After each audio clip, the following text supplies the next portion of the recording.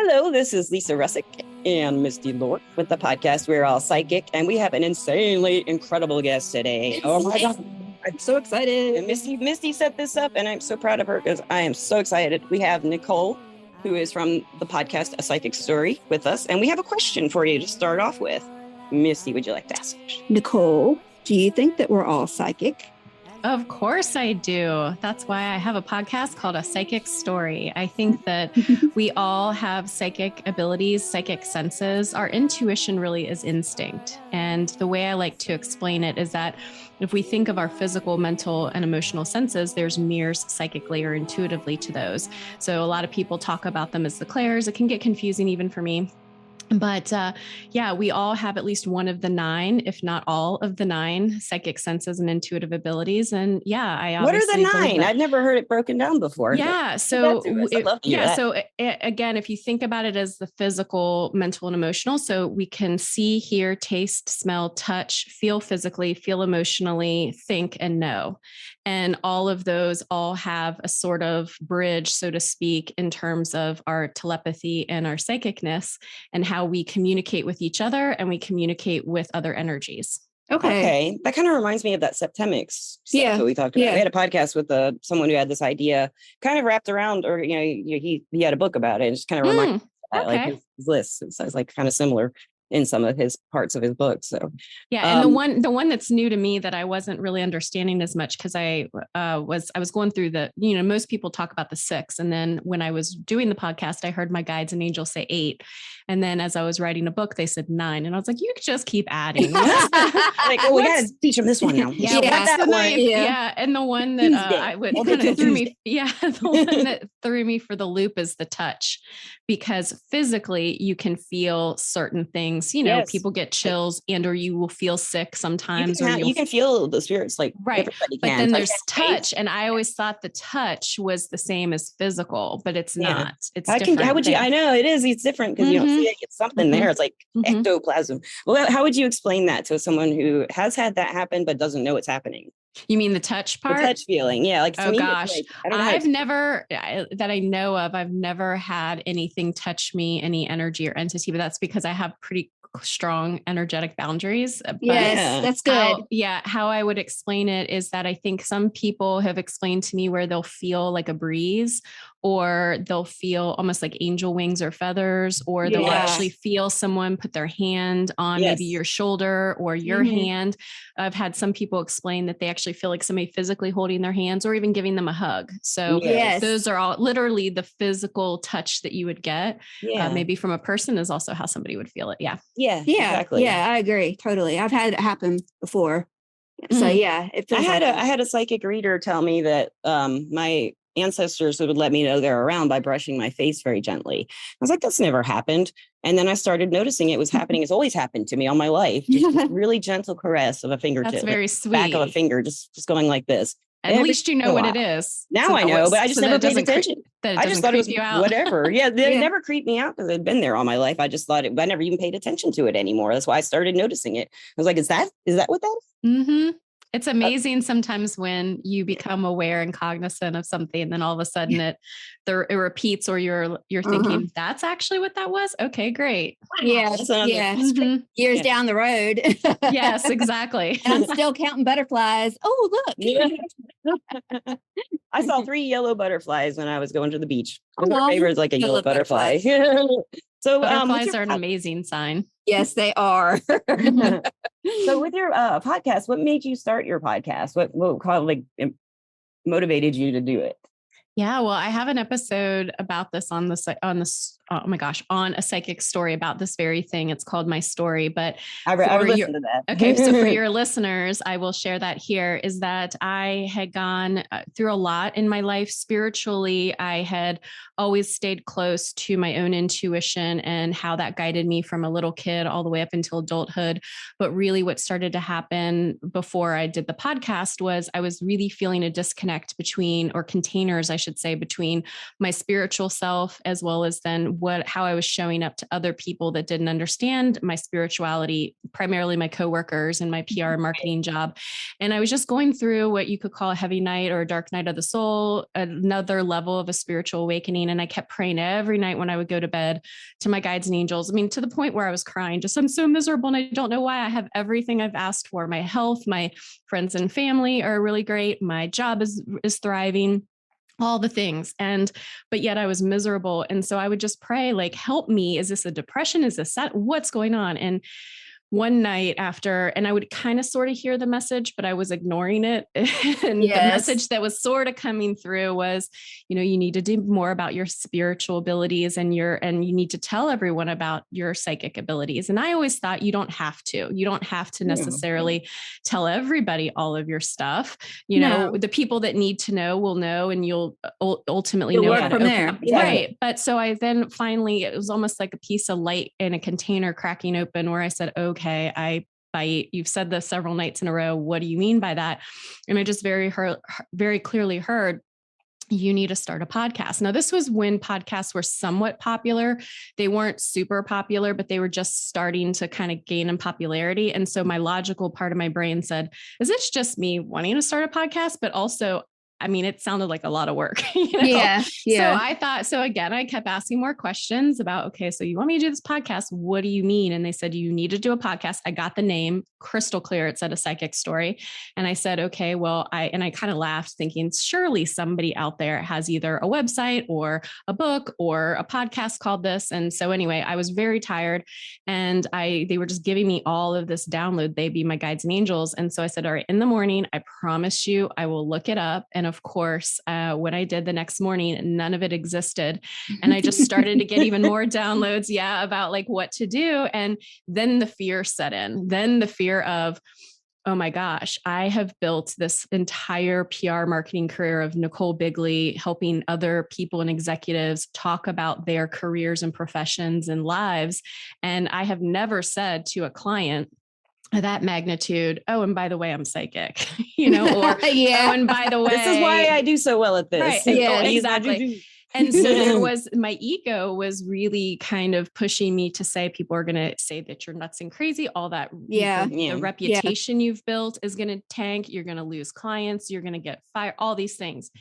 And I just said, I would not have gotten this message so clearly from my guides and angels or from God and source if it wasn't something I needed to do. So then, And then the other thing I heard, or in my mind, I said, well, no one's going to listen. No one's going to care. No one's going to listen. It's like if a tree falls in the woods, is anyone, and no one's around to hear it? Does it really fall? Who cares? So I just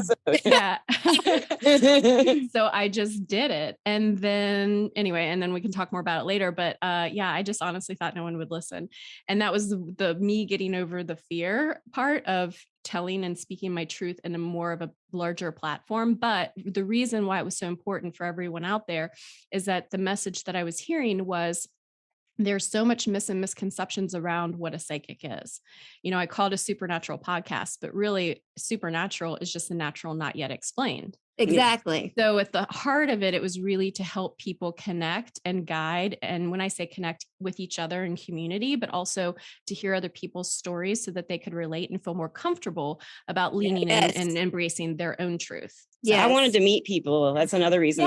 It's beautiful. Psychic stuff. I loved. I've met so many amazing people. I bet you have too. Just everybody I've met has just been amazing in some way or another. If they're not all together, just amazing. I find I'm really curious about people. Yeah. I think that's like a quality a lot of people who delve into the energy have to have if they're going to work as a reader anyway. Yes. In the gift part of it. Such a gift. I just love digging in there with them and going all down in the holes and like pulling stuff out and looking and giving them ideas and them giving me ideas. And through the rabbit hole. Great. Yeah, it is. Great. I love a reading. I love so many aha moments. Yeah. Oh, I love getting them too. Missy gave me one earlier.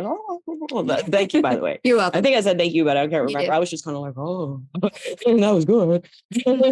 But so Missy, I know you've got questions. You've got to have questions. Well, okay. So I hear that you have a book coming out.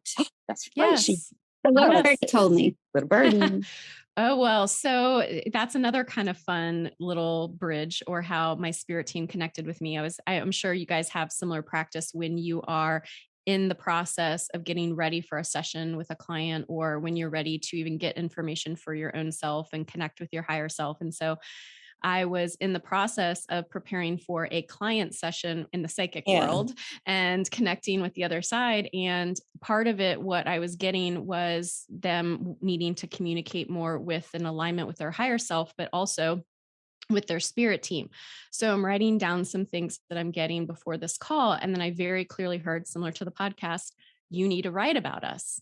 And I kind of like a fly or the bee that came in right before we were interviewing here, was batting it off to the side as if, okay, I am here to get information for my client, not for me. So, but spirit works in mysterious ways. And so it was one of those moments where I thought, okay, well, I need to write about you, but I, again, have a full-time job. I'm doing the podcast. I'm doing sessions for people.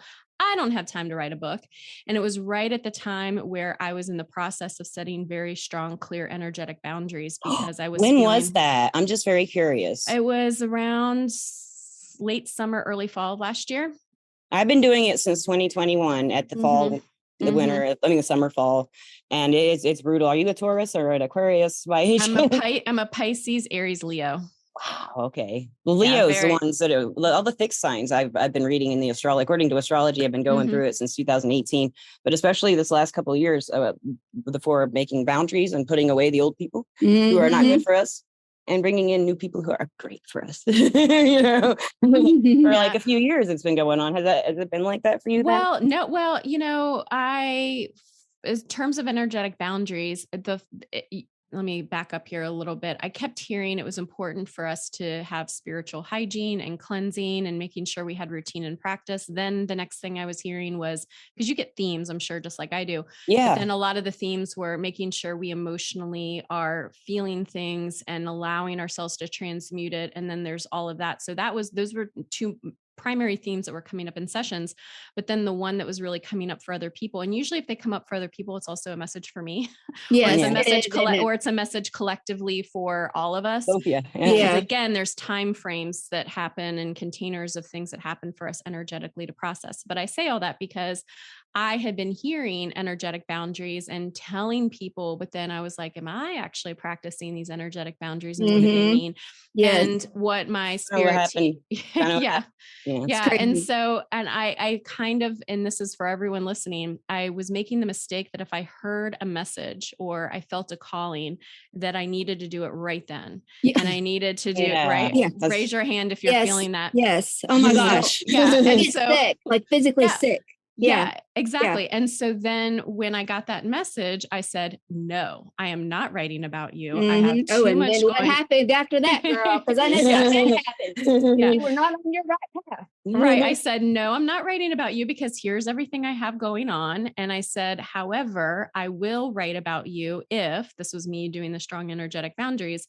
If it's the right time, if there's the right resources, you bring me a publisher or bring me someone who can help me write this, whatever it is, help me. If this is what I will do, what I'm feeling led to do or told or asked, if there are these things. And then wouldn't you know it, 48 hours later, I have an email. I'm not kidding. 48 hours later, from when the session to when, I got the message to when the email came through from my co-author, Dr. Scott Guerin. And it was, I don't know if you're ever going to read this or you're going to respond, but I'm writing a book about angels.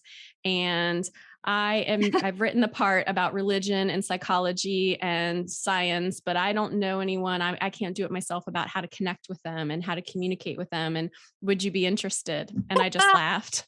I said, all right. So I like that. Yes. I actually like that. And part of that energetic boundary and that intention was, I will, if you provide me with the right sources at the right time. And guess what? So I said, oh, it must be the right time. So then I did. But that I am writing a book and we're almost finished. And the book will be out this summer. It was actually supposed to be out this spring, but there were some things that I'm sure you guys get this too. My angels kept adding stuff Yeah. And so as they're I adding, figured they were. Yeah. And they will as, continue from what I hear. Yeah. So I have had to cut them off, and they said, okay, this is for the next stuff in the next round later. But yeah, so that's what I've been working on for the last. So you do channeling though, then I so you'll channel what their messages are, and yeah, I guess that's what it is I do. I think about it more as telepathy, and also using our intuition, because the way that they come through isn't always through the typical channeling. It's sometimes emotional, again, connection, or other get a lot through my mind's eye, that visual aspect of things. But it just depends whichever, pick your flavor, which angel, what I'm going through at the time, and like how they kind of come through. But yes, when it's a message that's really deep and profound and meaningful in a lot of ways, then it's usually through a channel or channeling. Mm-hmm. Okay. Me too. My guides will give the better answers than I will as far as the wording. It's perfect. The guides will give good answers. But I unlike you, I'd never had guidance on what to do with the energy, with what to do with what I was learning with cards and stuff. I just would be like, I need money. Let's try this as a job. I love this. But if I went too far off, I went way off here and there all through my life. I'd be into it, out of it, in it. And the last time was in 2018, right after my cat Morgana had passed away. She passed away on the solstice in 2017. And then her spirit started coming around. I was just like, oh, for me, that was like, what? Cat Morgana. I knew it was her. And she taught me how to read traditional tarot. I had been reading the Osho Zen. And ever since then, I'm just pulled back to this. I mean, I was doing it for free for about 6 months, just in a group on Facebook, just for maybe a little shorter time for a while, just to get it out, just to do it. And then I got hired at a couple places. It didn't work out. And I finally got with Everclear, and this has been working out great. They're our sponsor. And we love them. Hi, Everclear. Everclear is awesome. And they were a startup, and I got on before they launched. So I've been with them since like about a month before they went live. And it was in 2019, the end of 2019, I think, when they hired me. And I worked at a shop for a little while, and that was really cool, And so, I mean, then COVID came. So I just never felt like I had direction. Now, the podcast, like we were talking about this, I feel a compulsion to do this podcast. I wouldn't say I have a voice or, a guide saying do that. Right. And I too. But guides, actually, no, I do have. You do. The guides are tricky. The guides have told her. I was going to say, I can see them all around you. Yeah, they're all about this podcast. Yeah. Yeah, mine know me so well that if they told me to do it, I'd rebel against it probably. They tricked me. When I said no. Yeah. Well, I get in trouble when I get off my path. I get in big trouble, like big trouble. Like something always bad, horrific happens to me if I don't stay in track and where I'm supposed to go. So yeah, it doesn't surprise me that I've got guardian angels all around me. Well, we all do, Well, yeah, we all do. We all do. It was when I was little. If you don't mind, I'll just kind of explain a little bit about Michael. Go ahead. You talk as long as you want. Yeah, Archangel Michael. I love Michael. Yeah, he's my favorite. I mean, I know we're not supposed to have favorites, but but he's and I can see him right now going like this. He's going like this. He's going. Oh my gosh, I feel you with Michael. I do. I promise. Yeah. Do not. Yeah, mine's Ariel. I like Ariel. Yeah. They're all amazing, and I have special relationships with a good portion. But anyway, back to when I was younger, I want to say I was like 4 or 5. I mean, I was pretty young, and I would feel energetically this presence around me when I was in my room playing alone. It was almost as if somebody was sitting there, but I couldn't see them physically. Yeah. And so I would feel this presence quite a lot. And, this is, I think, where we think as adults, it's imaginary play friend for our children. And at the same time, I had friends that literally had imaginary friends, and they would talk to them all the time, and I couldn't see them, and I couldn't feel them energetically. So I was just very confused. And so finally, I was just, I'm the same way. Yeah. Yeah. And so, that was also a clue to me as I got older as well, that we all experience things differently, and it's not all the same. And so anyway, I asked at some point, I just said, who are you, or what are you? And I very clearly heard Michael. And it wasn't until I got older that I realized, and I started learning more about angels and archangels. And then it just clicked because of the strength, the protection, the energy, how he showed me in my mind's eye about who he was. But I say that because when you were talking about being divinely led and guided by guides and angels, it's because he's been by my side for so long, kind of, as you were saying, Misty, just like keeping me in line, that if I get out of line, it's more laughing, like, okay, well, if you're going to do this, then that's on you. I know. But I tried to help, but whatever. I know. And yes. And so that's kind of how, for me, why it's so clear is because I was lucky enough, or I should say, just honored to be able to communicate with them. And he would introduce things and ideas and other guides and angels over the course of my life. So what do you tell you tell people in the book about how to connect with the angels, right? Can you give us a little taste of like a little taste? I'll advice. I'll give you a lot. So it all starts with our intuition, which is why, again, I love the question that you ask at the beginning of the podcast, which is, do you think we're all psychic, or we're all, all of that? And yes, we are, because again, our intuition is our instinct. It's a natural part of us. We don't use it all the time, and we don't know how to use it. And so over time it gets, I don't call it lazy, but it's almost as if we weren't going to use our legs and we weren't walking on them, then we're not going to necessarily know how to walk. It's going to take us some time to, build up those muscles and that strength. That's the same thing with our intuition. But all of that aside remember the list I went through, from the seeing, the hearing, the tasting, the smelling, the touching, the physical feel, the emotional feel, the thinking, the knowing. Each of us has one that's maybe a little bit stronger, or a natural gravitation to where we go. So I like to use it as, I'm a very much a visual learner. And somebody can explain something to me over and over again. That's why I was never really good at math very much. Yep. But if you were to show me, about that math equation, or be able to visually show implement me that, right? That's why I like physics. I love physics because you use the math. Exactly. Yeah. So, but I share the visual example because I see a lot in my mind's eye, meaning I will get visuals and necessarily sometimes thoughts. But anyway, depending on how you are, and even you said, like, when somebody mentioned about the touch and the feeling on your cheek, you just start to kind of take stock in, how would I potentially be receiving information? Do I feel things really deeply and emotionally? I'm a very sensitive person. Do I get more sometimes gut knowing and messages that way? Do I have thoughts that pop in my head randomly, or do I get visuals, or is it all the above, or whatever? And that's where you start, is how do I receive information intuitively? And then from there, that is how our guides and angels tend to connect with us. Just like if you have sign language versus regular verbal language, they're going to communicate with us in a way or a language that we're used to. So there's that. And then from there, it's about, I'll take a little bit of time to explain, and I'd love your input on this too, but is how our spirit team is comprised of. Our spirit team, we have anywhere from 20, 30, 50, 100, 200 on our spirit team. And it all depends on what we're going through in that life and at that moment in life. But at the same time, it's always a mix. We can have archangels, ascended masters, who I call our heavy hitters, that are going to come in when there are big moments and things we have to learn, or guide us, or just because save us. Yes, exactly. Save us, all of that. And then we have our loved ones from the other side, who are for reassurance and love. Not as much guidance, because sometimes they still have egos. They still have their own agendas sometimes.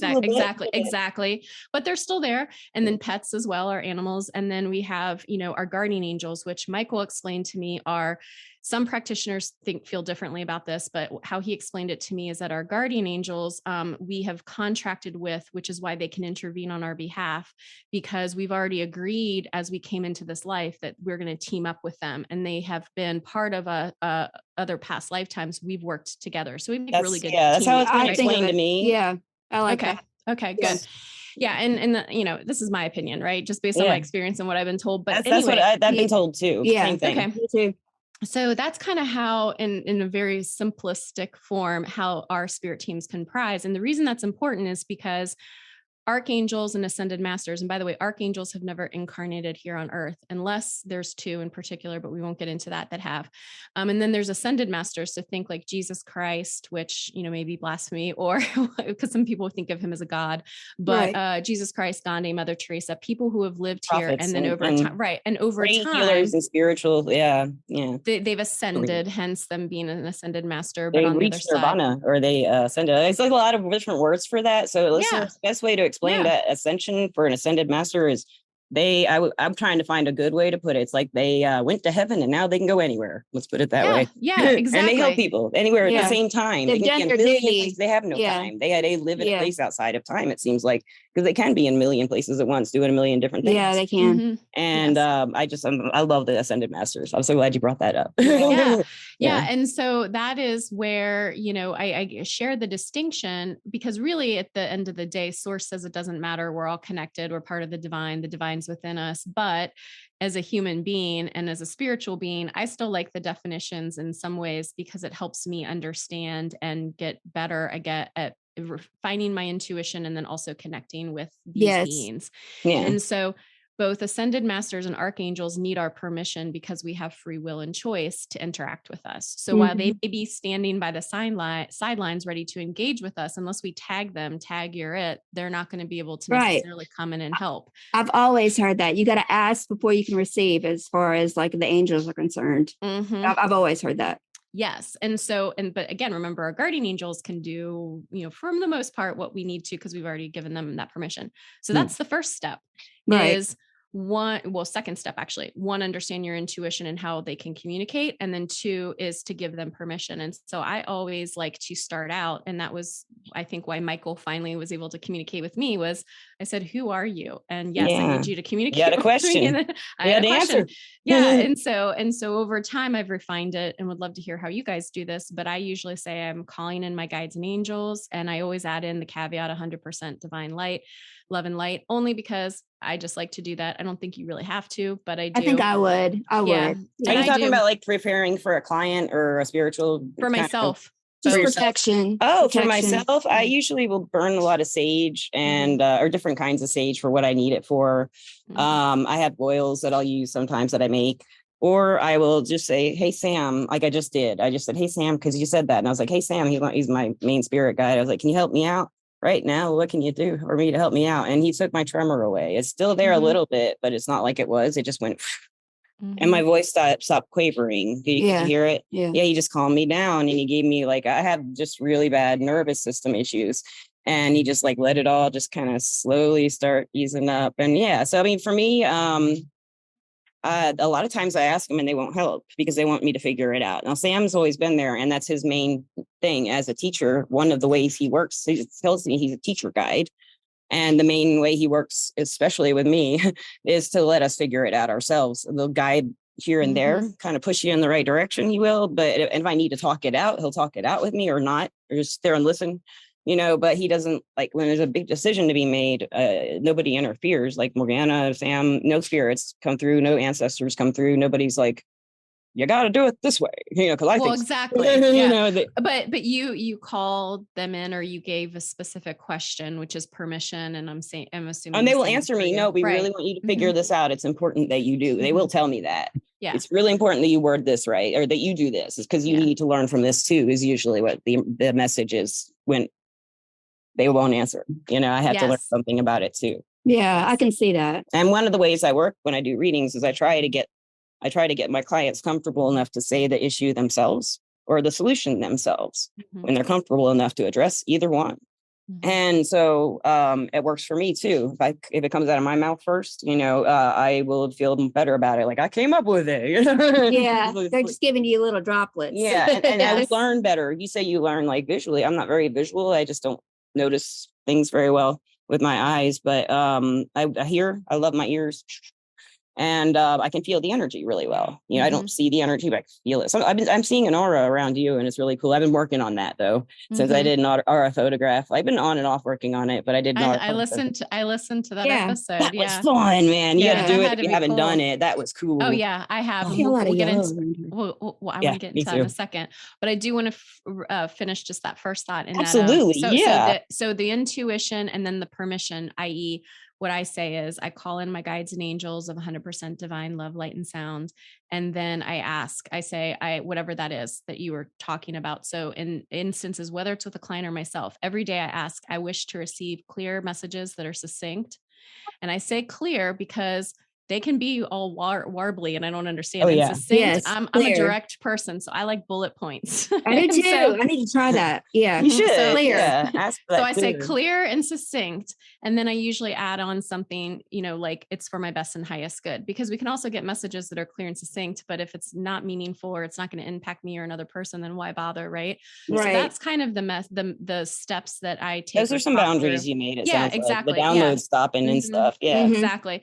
But for when you guys were asking about connecting with our guides and angels or communicating, that's what I do. As far as like the first wave kind of or the first couple steps. Yeah. moving into it. Yeah. That's and then great. just being open to receive. And so So that's however kind you of, relax, Mhm. kind of, and make yourself feel relaxed and safe, whatever Mhm. that would be. That's like That's however. beautiful. Yes. Yeah. Mine's angel wings. Yeah. Yeah. I imagine angel wings like I love me. that. Yeah. I that's imagine cool. my 2 guides and maybe some other guides I might ask to come along and just around me. Or Melanie, who was on the podcast one time when I lived alone before I was dating the boyfriend I have now. I just left my second husband and I was living in this apartment, not this one, but another one. I said to Melanie, I just don't feel safe here. It's like, I just don't feel safe in this apartment. My neighbor was messing with me at that time. And she said, well, ask Archangel Michael. I always call him Saint Michael because I was raised Catholic. And she said, ask Archangel Michael to bring a warm, protective male presence into your house. And I did, and it worked. All of a sudden, I just felt, I feel it now. I just asked him. Mm-hmm. It's like a protective male presence. It just felt, because I've always, I either had a roommate, I hadn't lived alone in a really long time since I was like 26, maybe. Yeah, so it'd been a while. And that worked for me. And that was amazing. I could still feel that, that's really great. Intention is everything. Really. Yeah. That's why I love Michael. Yeah. Mm-hmm. Oh, he comes in like a force for sure. Do what? He comes in like a force for Yes, sure. I know. I mean, I love that feeling. I Yes. think that's what it is.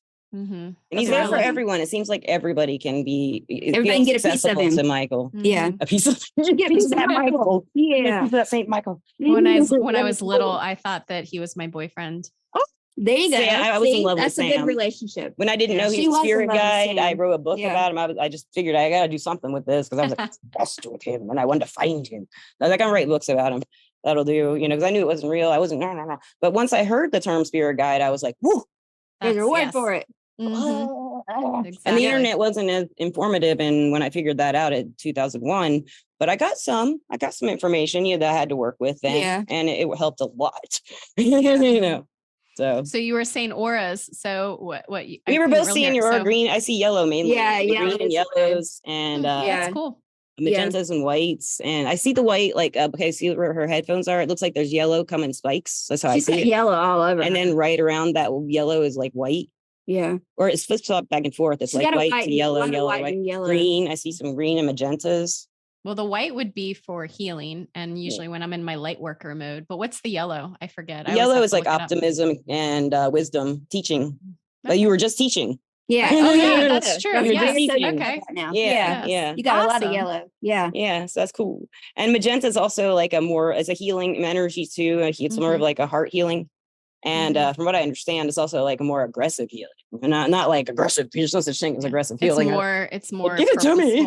Yeah. It's just like you're more enthusiastic about. I'll take it. Yeah. Well, you're healing other people with that magenta. Yes. Yeah. It's like you're doing. That's what you're meant to do. Is heal. Yeah. Do you have any other questions for? Oh, I've got lots of questions. Yeah, go ahead. So the first step to communicating with our angels is to kind of like accept them in, ask them to come in. Mm-hmm. So I've asked them to come in and I've asked them to help me, but what happens if nothing happens? Well, that's a great question because something always happens, but sometimes we are thinking that it's going to happen right within that moment or within the next few days. And assumptions are correct. We don't know any better, but to make assumptions about things we don't know. And so when you're just starting out, it's usually about waiting at least 2 days, sometimes 3 days. So I usually say 48 hours, 72 hours, because and it may come in a different way.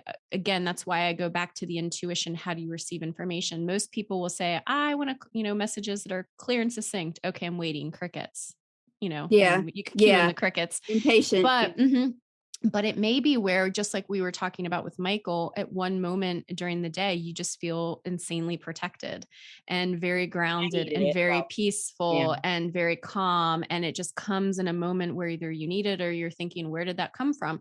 That's probably going to signal that you can read energy, that you're more understanding presence of energy around you, and the emotional, the empathy, the connection that you I have love there, that. right? So you have that, but then also maybe a different way, as in 48, 72 hours, you start to get visuals, or you have really vivid dreams. Again, it's all about, it's all about starting to pay attention with how you are going to receive that information. You can also be very clear with them to say, all right, I want to sign for yes, and I want to sign for no, because you're asking of a specific question, and you assign the messages to what a yes is and what a no is. Okay. So there's a bunch of different ways that you can go about like asking.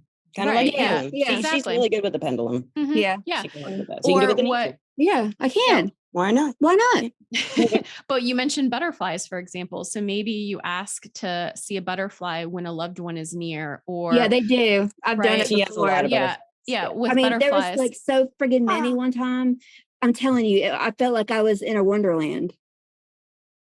It's the bees back. Yeah, the bees back. They were everywhere, and I could not be in awe. Like, here's your sign. So I know my spirit animal is the butterfly. I got that down.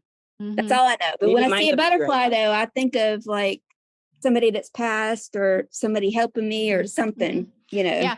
But that's a really beautiful example too. So what I also say to people is, if you don't know, at least you know that the butterfly is a spirit guide or a spirit animal for you. Maybe you continue to see that, but you're wondering, I have no idea what this means. So I always suggest to people that you stop in that moment and you think, what was I thinking right before then? Or what am I feeling?